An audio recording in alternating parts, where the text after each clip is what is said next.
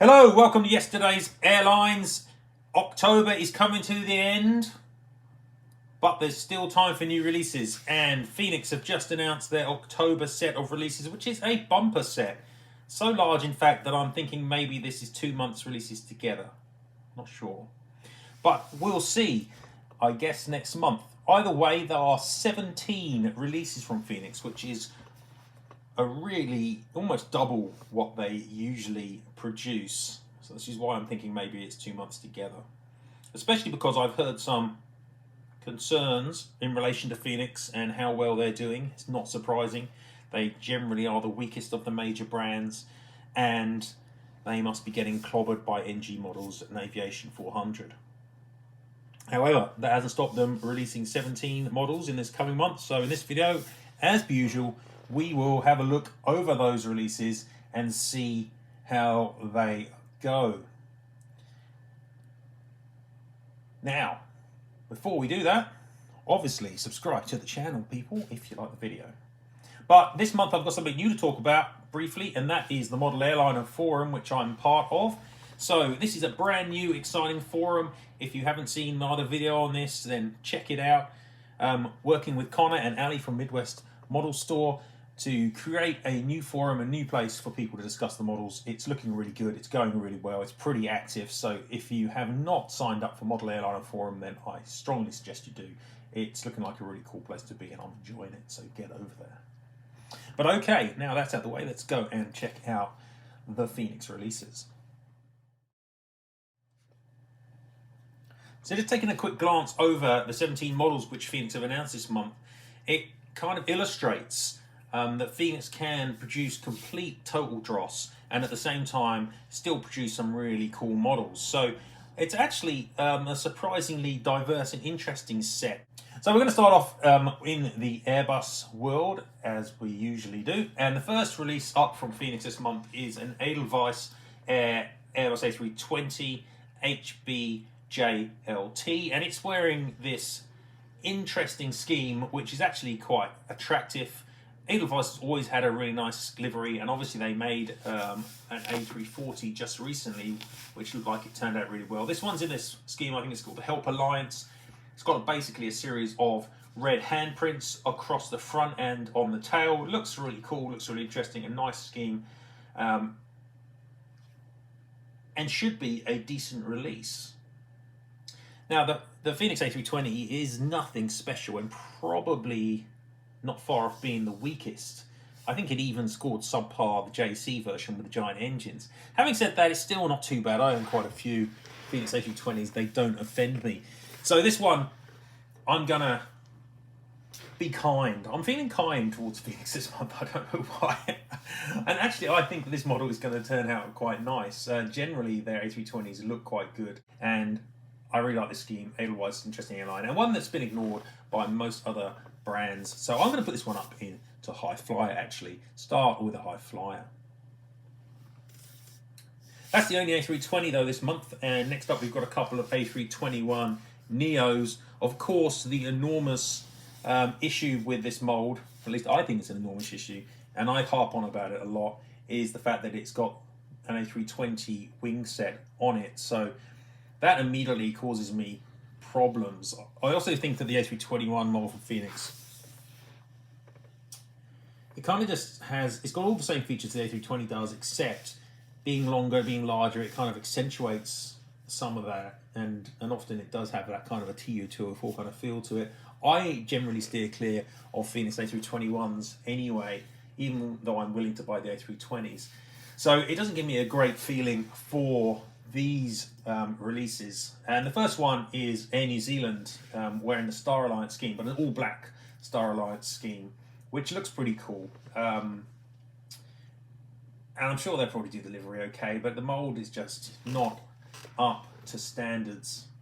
And this model has been announced also by NG just recently. So if you're coming down to a choice between an NG A321 and the Phoenix A321, then it's not a difficult choice.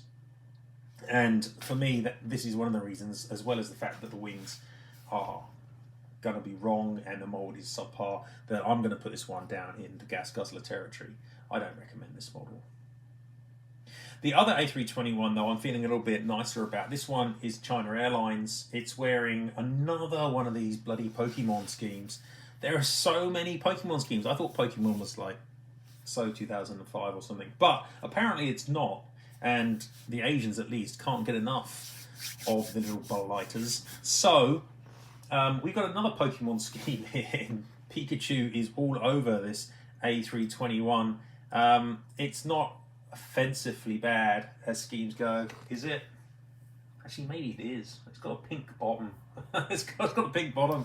But I know that people like these schemes, even though the colours in this one are really quite out there. But I guess they kind of do match, in a sense, the colours of China Airlines. Anyway, this aircraft B18101, it's got all the same mould issues that the New Zealand one does, but nobody else has suggested they're going to make this livery, so that makes me feel a little bit better about it. If you like Pokemon, and I'm sure lots of people do, then you're going to want to get this plane, and I think this one elevates this one, makes me feel slightly better about it than the Air New Zealand, and I'm going to put this one up into workhorse. Moving on, we still got quite a few Airbuses left to talk about, but they're all wide bodies from this point onwards, and the Phoenix Airbus wide bodies are generally much better than their narrow bodies. So this is an area where I feel a lot more comfortable when Phoenix release things, because I do like the majority of their wide body molds and I don't have a dramatic issue with acquiring them. The first model that we're going to talk about here is South African Airways, and this is an A340-300 in the standard scheme, ZS SXF. And when I saw this initially, I thought, wow, that's not that exciting. I know they've made two South African A340s just recently, one in Star Alliance and one in standard colours, but they were Series 600s. And interestingly, when I look back over the list of A340-300s, there aren't a dramatic number of releases. And in fact, there are very few. Surprisingly few, actually. Really surprising. There are only 3 others, and 2 of them wear the Olympic scheme from 2012. There's only one other release that wears these original 90s colours, and that was made by Gemini, and that was made in 2009 on the old seam mold. So this one is actually quite unique in terms of what's been made. It's on excellent mold. It's almost classic. I'm almost tempted to buy it myself if I actually had that sort of room hanging around in my African cabinet, which I don't. This is going to be a really nice model, and it's quite an important model, I think, for not just for fleet builders, but also for anyone who collects major airlines with a vaguely historical bent. I mean, this isn't a classic aeroplane by any stretch of the imagination, I think, but I know other people might, because they seem to be in this universe that if it predates the turn of the century, it must be classic. This aircraft actually doesn't predate that anyway. It's actually delivered in 2005, so it's not even an old aeroplane. But nonetheless, stop moaning, Richard, and just give the thing a good score. This one is going to be super nice. It's a really good release. I think this one's going up into supersonic. I'm really pleased to see this. Well done, Phoenix. And next up is another A340. This one is also a Series 300. This one is far more contemporary. And this one is in the colours of High Fly Malta, which, as you may be aware, is a charter and Acme company that leases this aircraft out. Probably most famous, the Maltese subsidiary of High Fly, for operating the Airbus A380 for a while. I don't think the A380 is in service anymore, but it's got a whole series of other Airbuses, A330s and A340s mainly. It tends to pick up these older aircraft and then fly them on in this charter capacity, and that's cool. This one is actually wearing a really interesting livery, and I had a little look up this. Basically, it's got this kind of standard high fly scheme without any titles, but it's also got on the tail a Persian leopard. It's called Kiamaki, apparently. So this is all about conservation. It's just conserving this endangered Persian leopard. So that's quite cool. And the leopard looks pretty kick-ass on the tail as well, you have to say. Only thing that I moan about here is the High Fly just don't have any type. It just seems unfinished because obviously they're trying to list this out to other airlines, so it's a little bit of a shame. But it doesn't have any titles at all. It does have the eye mask though, making this A340 kind of look newer than it probably is. But this is going to be cool as well. It's quite a unique release. It's an interesting release. They've been doing some good stuff in the A340 area recently, so got to give some plaudits here to Phoenix. The mold's really nice. Again, as I say, this is going to look really nice. And for me, this one is going up into High Fly. If it was, the scheme was slightly different, I might even put it up in Supersonic, but it's not a national airline as of such. So for me, this one's just going into High Flyer. And next is another A340. This one, however, is a Series 500, not a 300, and it's in the colours of Singapore Airlines. The registration is a 9VSGB. And again, when I saw this, I thought, this is going to look nice, but I bet they've made this before. And then I'm looking through what has been made before, and interestingly, it hasn't been made before by Phoenix, which is really shocking me. They have made Singapore A340-500s before, don't get me wrong. They've made 3, in fact, but they all wear the later Singapore scheme with the big titles, not this slightly earlier delivery variant of the scheme with the smaller titles. So that makes this aircraft, I shouldn't say it, but more classic, I guess, and is interesting. And if I look back over who's made this actual livery before, it's only been made on a selection of not particularly good molds. It's been made by Herpa and Dragon, neither of which have a good A340. So this is far and away going to be the best Singapore A340-500 in delivery colours. And once again, I'm thinking here, maybe I should be buying this model. I don't have any space in the cabinet to put it, and it's kind of outside my criteria too. But it's going to be really good, and I think it's a good choice by Phoenix to put this aircraft out in the delivery colours. I think it'll have the leadership titles on it, which Singapore, back when they used to name their aircraft, they named the A340-500s leaderships. Yeah, it's going to be cool. This is going to be really nice. I think Phoenix have really hit a rich vein on their A340s, and this one's going up to Supersonic for me. It's exactly the sort of model I would like to see them making. So I think that this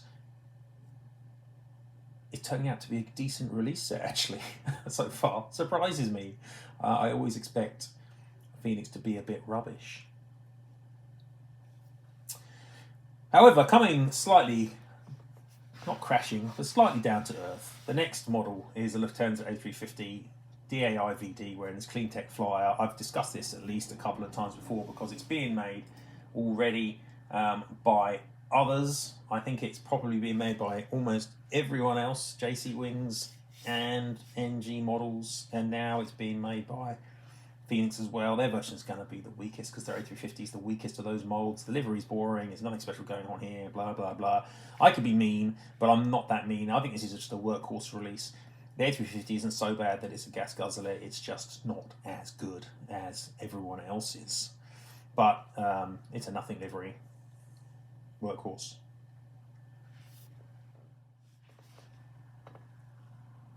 So that's actually a decent showing from Phoenix with their Airbus releases. And now we're moving across into the Boeings, where obviously I have to be mean because the first one is an Air New Zealand 747-400 ZKSUH. This should be a release which is super close to my heart. Obviously, I was living in New Zealand for a long time, and when I look back through what's been made, this scheme is shockingly missing on a 747-400, except for a really random and impossible to find release from Blue Box, which itself is nothing special. So it surprises me it's never been made by Aero Classics or Dragon or someone else with a decent 747-400 mold. And unfortunately it still hasn't, because the Phoenix one, as everyone knows, is an enormous steaming pile of turd. So this isn't the first time. Obviously I've discussed the Phoenix 747s. I'm not going to go through them in detail. Like, if you don't know they're the worst mold in the 400 scale, then you probably need your eyes examined. They are appalling. Even the artwork that Phoenix has put out here for the 747-400 doesn't look like a 747-400. It looks like their mold, which it looks awful. I don't know what the hell is going on. Even with the artwork, it looks bad. Yeah, it's such a disappointment. Such a disappointment. And I can't get angry about it. But obviously it's rubbish. It's going to be rubbish. It's such a shame. Especially because Phoenix are the only people regularly making 747s. NG just don't seem particularly interested in getting their new 747 molds out, assuming that they're even working on them. So we're just going to keep on putting up with Phoenix releasing this kind of rubbish. A real shame. A real missed opportunity. A real shame. Phoenix, please, please, please stop. This is clearly scrap metal. However, from that downer, we can move up. There's only ways up after talking about a Phoenix 747-400. And the next release is a Nippon Cargo Airlines 747-8 freighter, JA17 Kilo Zulu. This model, there isn't a huge amount to say. The mold is good, and we've seen this model before. It was released not that many moons ago, 2017, so I guess 5 years ago. By Phoenix. They released JA16KZ. Obviously, also, there's just been an interactive version from Gemini. So, you got your pick of Nippon Cargo 747-8s. This one, I'm sure, will be just as nice as the one they released 5 years ago. There's nothing wrong with it at all. I'm sure it'll be fine, but it is nonetheless a re-release, and that makes it a workhorse model, as I'm sure you know if you watch these videos often enough.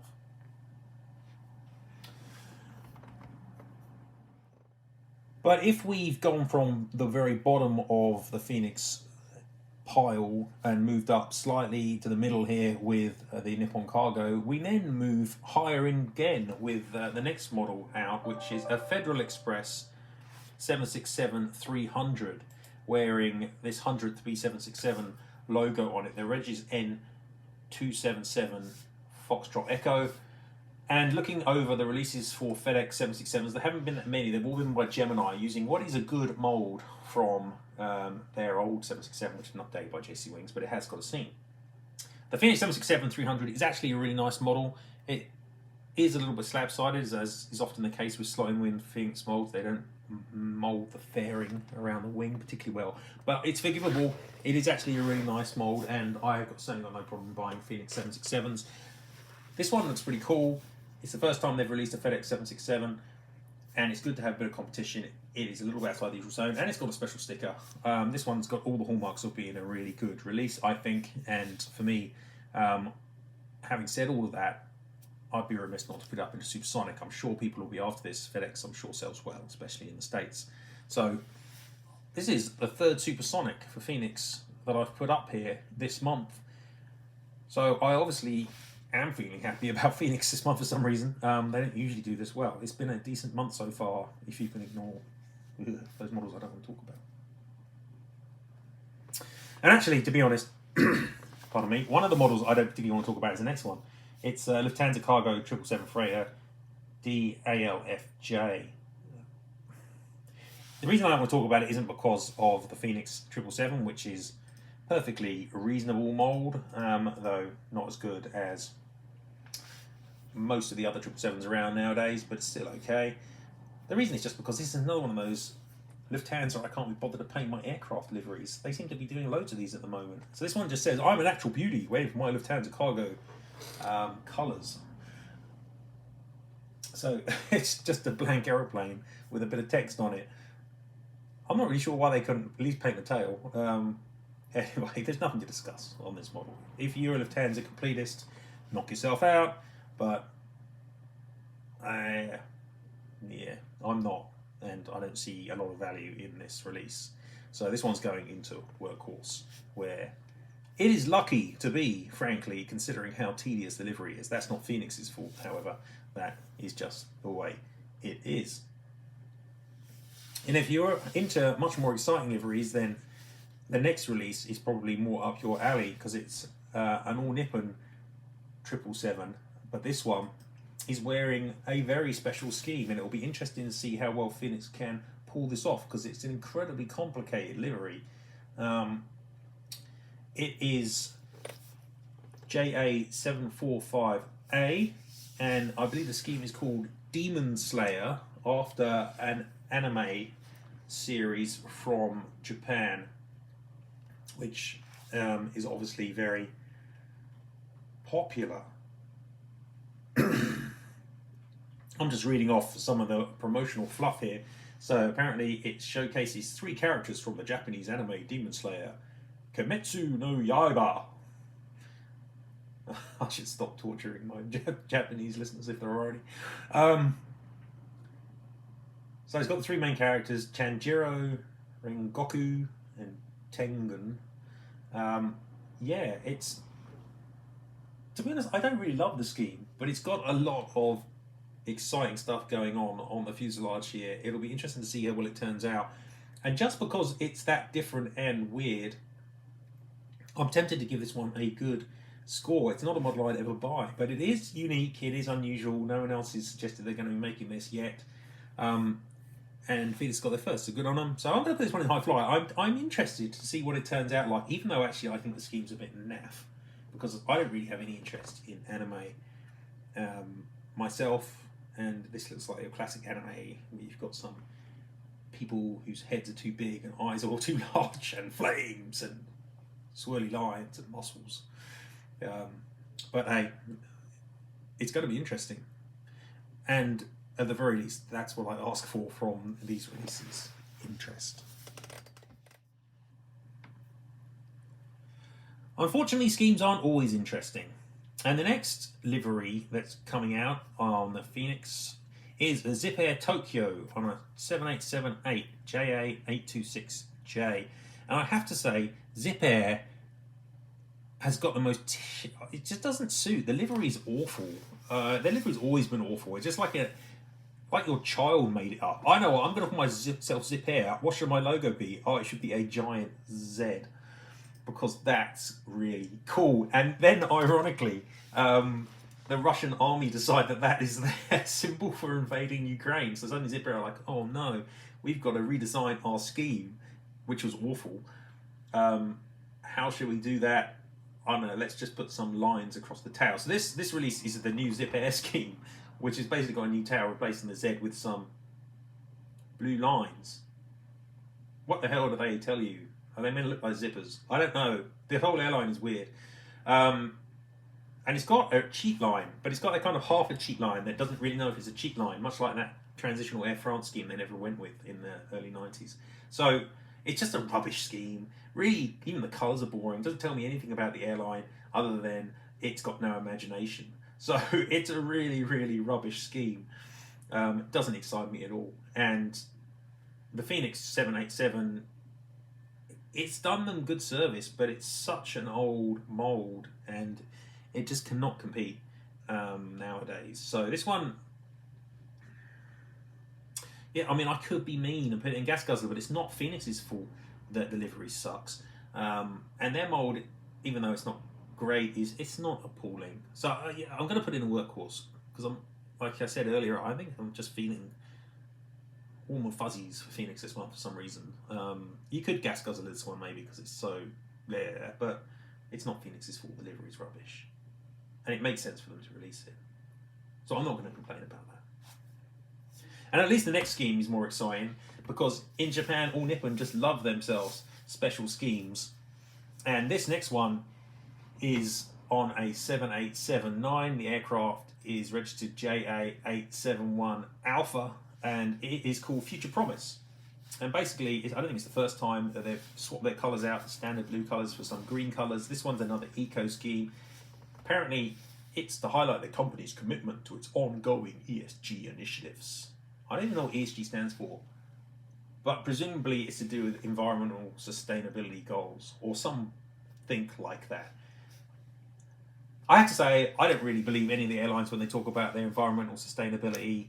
It's not really possible for aviation to be environmentally sustainable, but they like to pretend they are. And this scheme looks nice. It's green. It's got quite a lot of logo work on it, A&M Future Promise, and it's got SAF Flight Initiative. And it's got some nice, wavy bits and some trees. It looks like they had trees and leaves, and I actually quite like the look of it, to be honest. I'm surprised. The only thing that slightly damages the scheme is the grey belly that A&E have, which is kind of, it doesn't really work with this. It would be better if it was all white and they wrapped around the logo. But at the same time, I'm sure there are lots of All Nippon fleet collectors, and if I was an All Nippon fleet collector, I'd be super keen to be getting this model. Whether I'd be keen to get it off of Phoenix, another matter altogether. Again, their 787 is, it's okay, but it's not great. But I'm tempted to give this one high flyer too, to be honest. Mainly because nobody else again has announced it. At least Phoenix are getting in there and actually making models that no one else has done. Even if the molds aren't always great. The Phoenix 787 isn't awful. I've got a few. I don't choose to buy them nowadays, but I wouldn't necessarily be against it if no one else has made delivery, as they haven't in this case. It's not a dreadful, dreadful mold. It's just an old mold that's beyond its sell by date. So actually, I'm going to put this one in high fly. Again, I think I'm perhaps being generous, but what can I say? I am. And the next 787 is also in a special scheme, and this one is from Scoot. And hey, guess what? Guess what, people? It's more bloody Pokemon. Little blighters popping up all over the shop. And this one is 9VOJJ, which is exactly the same release that jcwings announced a month or two ago, but obviously haven't actually got round to releasing yet. So this is perhaps a nicer Pokemon scheme than that China Airlines one, because at least the Scoot colours kind of go with Pokemon. It looks a bit better. It's certainly busy. Yeah, I mean, Pokemon doesn't excite me too much, but it may well excite you. But I'm going to put this one into Workhorse. Same reasons as before. The mold is ordinary. Delivery isn't exciting me much, and Pokemon, And Scoot, I hate the Scoot brand. I'm really not a big fan of the Scoot brand at all. So, yeah, Workhorse for this one.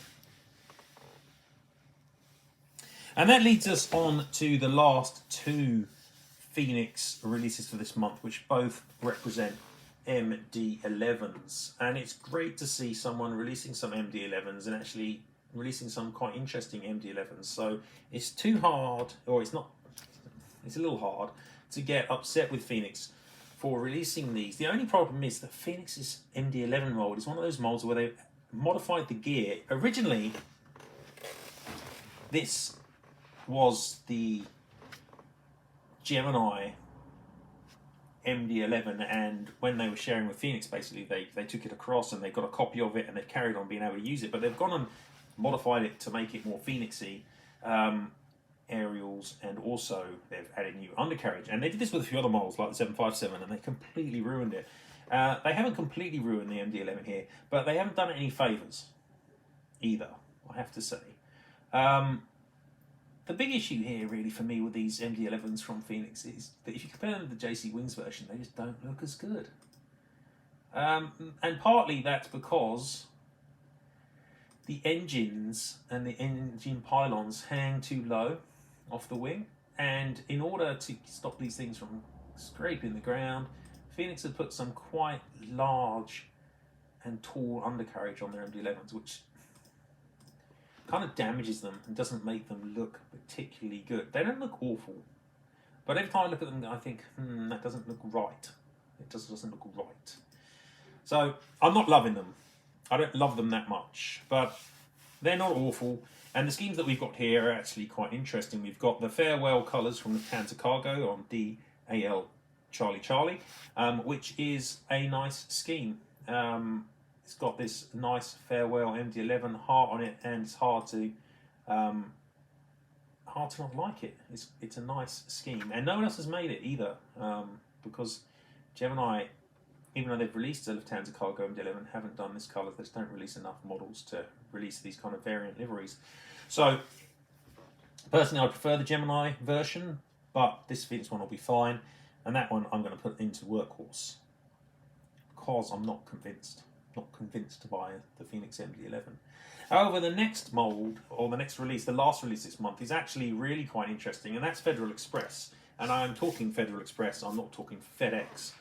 So this is in the original colours, the purple top colours from the 80s and 90s. And it has only been made in the past, this scheme, by Dragon, and that was forever ago, in a day, in a 2-set, which also makes it very hard to get hold of, 2006. So this is actually going to be interesting, and I'm almost willing to put up with the fact that Phoenix has got this very large, high undercarriage in comparison to the Gemini JC mold here. So, much like a couple of the other releases this month, I'm just interested to see what these are going to look like. I think there's good potential here, but I get the feeling they won't be quite as nice as I hope they're going to be. But I'm again, in my feeling okay with Phoenix month, this month, I'm going to put this one up into high flyer. I think it's got a lot of potential. It's a good choice, and the mold isn't dreadful. It's just not as nice as the other MD11s, which never get used.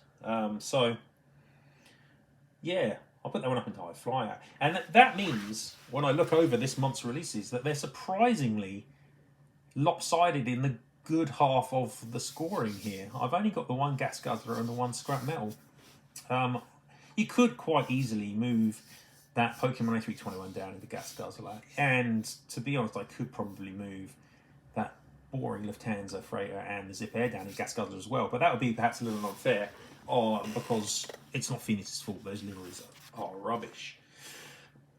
So maybe I've been a bit generous, and perhaps you could argue that the Edelweiss and the All Nippons and the FedEx aren't necessarily high flyers, but at the same time, I feel like there's a lot of interest in these, and I'm keen to see what they turn out like, and I think there's a good chance Phoenix will do a decent job, even when the moulds aren't great. And even ignoring those, you've still got 3 very nice supersonics up there, a pair of A340s and a 767. So maybe Phoenix does have a reason to exist. Maybe I don't want them to go bankrupt because they just annoy me every month with tedious releases. Maybe there's something still there. I don't know. But this month, Phoenix have done okay. Okay, guys. Well, anyway, that's it from this month. Talking about the Phoenix releases, I'm just about to pop off on holiday for a week or so I won't be around. But after that, I'll be back, and no doubt there'll be more of the usual content. As I said before, check out modelairlinerforum.com, and I'll see you next time.